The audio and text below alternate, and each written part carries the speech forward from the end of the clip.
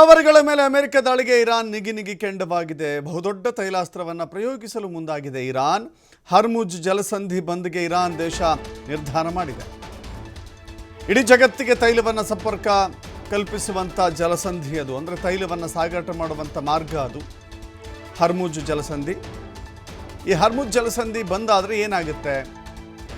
ಇಡೀ ಪ್ರಪಂಚಕ್ಕೆ ಸಾಗಾಟ ಆಗುವಂಥ, ಅಲ್ಲಿಂದ ರವಾನೆ ಆಗುವಂಥ ತೈಲ ತುಂಬಿದ ಹಡಗುಗಳಿಗೆ ಪ್ರಯಾಣ ಮಾಡಲಿಕ್ಕೆ ಸಾಧ್ಯವಾಗೋದಿಲ್ಲ.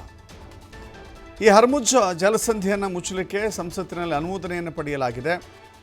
ರಾಷ್ಟ್ರೀಯ ಭದ್ರತಾ ಮಂಡಳಿಯ ಅಂತಿಮ ಮುದ್ರೆ ಒಂದೇ ಬಾಕಿ ಇದೆ. ರಾಷ್ಟ್ರೀಯ ಭದ್ರತಾ ಮಂಡಳಿ ಒಂದು ಮೇಜರ್ ಜನರಲ್ ಮಾಹಿತಿಯನ್ನು ಕೊಟ್ಟಿದ್ದಾರೆ. ನೋಡ್ತಾ ಇದ್ದೀವಿ, ನೀಲಿ ದೃಶ್ಯದಲ್ಲಿ ಕಾಣಿಸ್ತಾ ಇರುವಂಥ ಆ ಜಲಸಂಧಿಯ ದೃಶ್ಯವನ್ನು ಕೂಡ ನೋಡ್ತಾ ಇದ್ದೀವಿ. ನೀಲಿ ಕಲರ್ ಏನಿದೆ ಆ ಮೂಲಕವಾಗಿಯೇ ತೈಲ ತುಂಬಿದ ಹಡಗುಗಳು ಸಾಗಾಟ ಆಗುತ್ತೆ. ಇಡೀ ಪ್ರಪಂಚದ ನಾನಾ ಭಾಗಕ್ಕೂ ಕೂಡ ಈ ಮುಖಾಂತರವೇ ತೈಲ ಸಾಗಾಟ ಆಗುತ್ತೆ. ಒಂದು ವೇಳೆ ಈ ಜಲಸಂಧಿಯನ್ನು ಮುಚ್ಚಿದ್ರೆ, ಯಾಕಂದರೆ ಇರಾನ್ನ ವ್ಯಾಪ್ತಿಗೆ ಒಳಪಟ್ಟಿರೋದ್ರಿಂದ ಈ ಜಲಸಂಧಿಯನ್ನು ಮುಚ್ಚಿದ್ರೆ ಏನಾಗುತ್ತೆ? ಎಲ್ಲ ಸಾಗಾಟವೂ ಕೂಡ ಸ್ಥಗಿತ ಆಗುತ್ತೆ. ಭಾರತವೂ ಸೇರಿದಂತೆ ಅನೇಕ ದೇಶಗಳಿಗೆ ಪೆಟ್ರೋಲಿಯಂ ಉತ್ಪನ್ನಗಳು ರವಾನೆ ಆಗೋದಿಲ್ಲ, ಕಚ್ಚಾ ತೈಲ ಬರೋದಿಲ್ಲ. ಸೊ ಒಂದು ವೇಳೆ ಕಚ್ಚಾ ತೈಲ ಬಂದಿಲ್ಲ ಅಂತ ಹೇಳಿದ್ರೆ ಭಾರತವೂ ಸೇರಿದಂತೆ ಅನೇಕ ರಾಷ್ಟ್ರಗಳಿಗೆ ಬಹಳ ದೊಡ್ಡ ಸಮಸ್ಯೆ ಎದುರಾಗುತ್ತೆ. ಭಾರತವೂ ಕೂಡ ಈ ಪೆಟ್ರೋಲ್ ಉತ್ಪನ್ನಗಳು ಅಥವಾ ಕಚ್ಚಾ ತೈಲ ಬರದೇ ಹೋದರೆ ಬಹಳ ದೊಡ್ಡ ಸಂಕಟಕ್ಕೆ ಸಿಲುಕುತ್ತೆ. ವ್ಯಾಪಾರ ವಹಿವಾಟಿಗೆ ಬಹಳ ದೊಡ್ಡ ತೊಂದರೆ ಆಗುತ್ತೆ.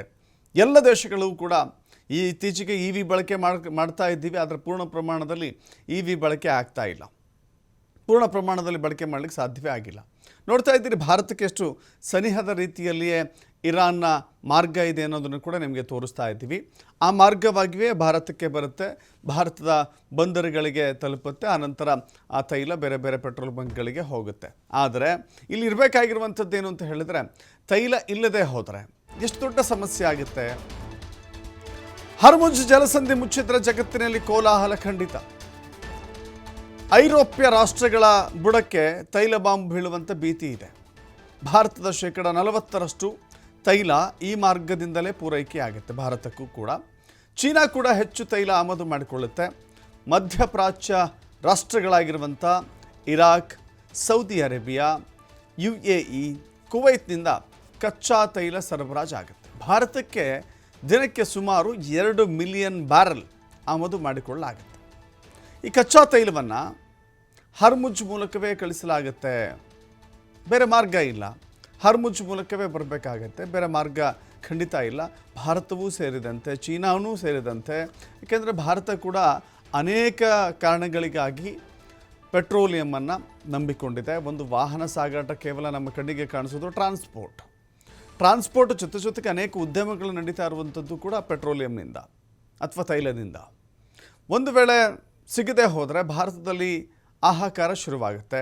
ತೈಲಕ್ಕಾಗಿ ಬಹಳ ದೊಡ್ಡ ಡಿಮ್ಯಾಂಡ್ ಆಗುತ್ತೆ, ಪೂರೈಕೆ ಕಮ್ಮಿ ಆಗುತ್ತೆ. ಪೂರೈಕೆ ಕಮ್ಮಿ ಆದರೆ ಒಂದು ಕಡೆ ಬೇಡಿಕೆ ಜಾಸ್ತಿ ಆಗುತ್ತೆ. ಹೀಗಾಗಿ ಭಾರತದ ಮೇಲೆ ಬಹಳ ದೊಡ್ಡ ಪರಿಣಾಮ ಬೀರುತ್ತೆ, ತೈಲ ಬೆಲೆ ಜಾಸ್ತಿ ಆಗುತ್ತೆ. ಬೇರೆ ಪರ್ಯಾಯ ಮಾರ್ಗಗಳತ್ತ ಭಾರತ ಹುಡುಕಬೇಕಾಗತ್ತೆ. ಆದರೆ ಹರ್ಮುಜ್ ಜಲಸಂಧಿ ಒಂದು ಪ್ರಮುಖ ಕೊಂಡಿ, ಅದರ ಮೂಲಕವೇ ಬರಬೇಕಾಗಿರುವಂಥ ದಾರಿ ಅದು. ಮೇನ್ ಗೇಟೇ ಬಂದು ಮಾಡಿಬಿಟ್ರೆ ನಮಗೆಲ್ಲಿ ಸಿಗುತ್ತೆ ನೀರು ಅಂಥೇಳಿ. ಈಗ ಒಂದು ನದಿಯಿಂದ ನೀರನ್ನು ಕೆರೆಗೆ ಡಂಪ್ ಮಾಡಿಕೊಂಡು ಅಲ್ಲಿಂದ ಮನೆಗಳಿಗೆ, ನಲ್ಲಿಗಳಿಗೆ ಬರುತ್ತೆ.